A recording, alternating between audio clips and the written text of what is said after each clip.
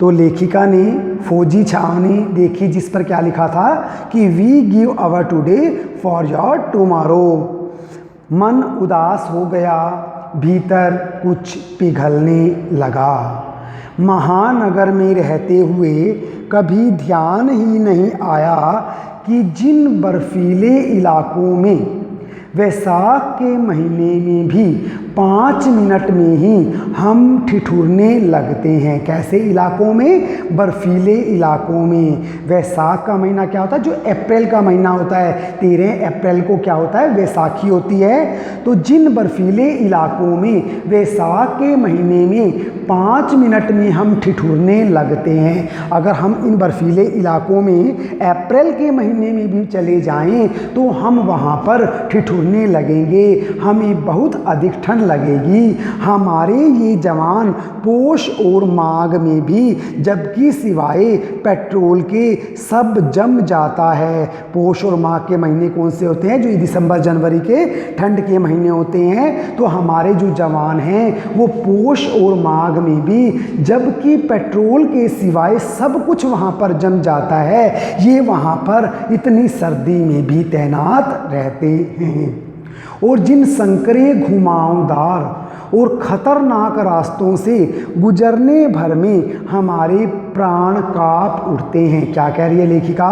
कि जो संकरे क्या होते? तंग, घुमावदार, ये घुमावदार रास्ते होते हैं और ख़तरनाक रास्ते होते हैं, इनसे गुजरने में हमारे प्राण काँप उठते हैं। उन रास्तों को बनाने में जाने कितनों के जीवन अपनी मियाद के पूर्व ही ख़त्म हो गए थे। तो क्या बताया लेखिका ने कि उन रास्तों को बनाने में न जाने कितने लोगों ने अपनी जान गंवाई थी, समय से पहले जान गंवाई थी। मेरे लिए यह यात्रा सचमुच ही एक खोज यात्रा थी। तो लेखिका ने इसे क्या माना? इस यात्रा को एक खोज यात्रा मान लिया। पूरा सफ़र चेतना और अंतर आत्मा में हलचल मचाने वाला था। बहरहाल हम अब लायोंग वापस लौटकर फिर युमथांग की ओर। अब लेखिका कहाँ थी? अब हम लायोंग वापस लौटकर फिर कहाँ आ रहे थे? युमथांग की ओर। अब लेखिका जो है वो वापस चल पड़ी थी। जितेन कुछ दिन पूर्व ही नेपाल से ताज़ा आया था। युमथांग की घाटियों में एक नया आकर्षण और जुड़ गया था बच्चों। तो जो युमथांग की जो घाटियाँ थी, अब वहाँ पर क्या हो गया था? एक नया आकर्षण और जुड़ गया था जो सैलानियों को आकर्षित कर रहा था। वो नया आकर्षण क्या था? ढेरों ढेर प्रियता और रोडोडेंड्रन के फूल। तो अब लेखिका को वहाँ पर क्या दिखाई दिए? प्रियता और रोडोडेंड्रन के फूल दिखाई दिए।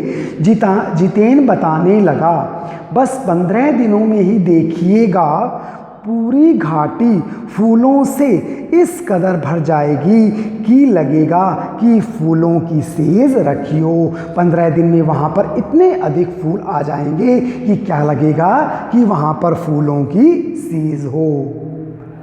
यहाँ रास्ते अपेक्षाकृत चौड़े थे। अपेक्षाकृत हम एक वर्ड अंग्रेजी भाषा में प्रयोग करते हैं कंपैरेटिवली, तो उसका जो हिंदी अर्थ होता है वो बच्चों क्या होता है? अपेक्षाकृत।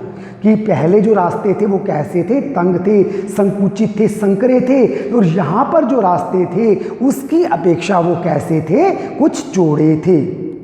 इसी कारण खतरों का एहसास कम था। इन घाटियों में कई बंदर भी दिखे, कुछ अकेले तो कुछ अपने बाल बच्चों के साथ। तो यहाँ पर कुछ क्या दिखाई दिया बच्चों? कुछ बंदर दिखाई दिए। कैसे थे वे? कुछ अकेले थे और कुछ अपने बाल बच्चों के साथ थे। बहरहाल घाटियों, वादियों, पहाड़ों और बादलों की आँख मिचौली दिखाती पहाड़ी कबूतरों की उड़ती हमारी जीप जब यूमथांग पहुंची तो हम थोड़े निराश हुए। जब बच्चों अब जो लेखिका को की जो जीप थी वो कहाँ पर पहुंच गई थी, यूमथांग पहुंची, तो हम थोड़े निराश हुए।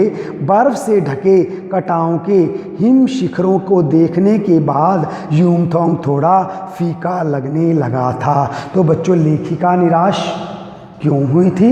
लेखिका के निराश होने का कारण यह था कि वह कटाव होकर आई थी और कटाव में उसे बर्फ़ देखने को मिली थी, लेकिन यूमथांग में बर्फ़ नहीं थी। इसी कारण लेखिका को यूमथांग कटाव की तुलना में थोड़ा सा फीका लगा था।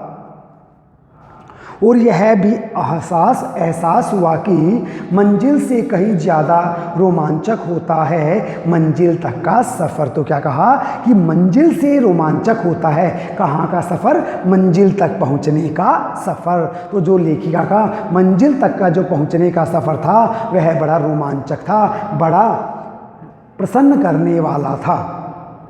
बहरहाल यूमथांग में चिप्स बेचती एक सिक्किमी युवती से मैंने पूछा।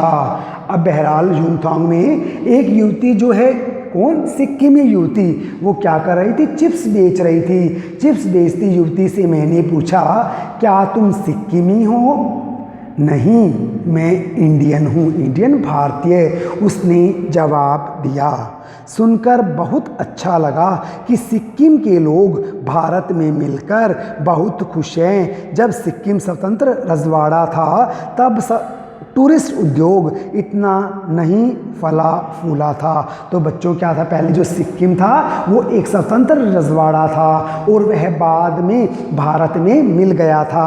तो जब लेखिका ने उस सिक्किमी युवती से पूछा कि क्या तुम सिक्किमी हो, तो उसने क्या कहा कि नहीं, मैं अब सिक्किमी नहीं हूँ, मैं इंडियन हूँ। तो जब सिक्किम भारत में मिला उसके पश्चात तो वह टूरिस्ट उद्योग बन गया था, वह स्थान बहुत अधिक फल फूल गया था। हर एक सिक्किमी भारतीय आबो हवा में इस कदर घुल मिल गया कि लगता ही नहीं कि कभी सिक्किम भारत में नहीं था। तो सिक्किम का जो हर एक व्यक्ति है वह भारत में मिल गया था, उन्हें भारत अच्छा लगने लगा था। तो ऐसा लगता ही नहीं कि कभी जो सिक्किम है वह भारत में नहीं था। जीप में बैठने को हुए कि एक पहाड़ी कुत्ते ने रास्ता काट दिया। मणि ने बताया, ये पहाड़ी कुत्ते हैं, ये भौंकते नहीं हैं, ये सिर्फ चांदनी रात में ही भौंकते हैं। तो बच्चों पहाड़ी कुत्ते कब भौंकते हैं? पहाड़ी कुत्ते केवल चांदनी रात में ही भौंकते हैं।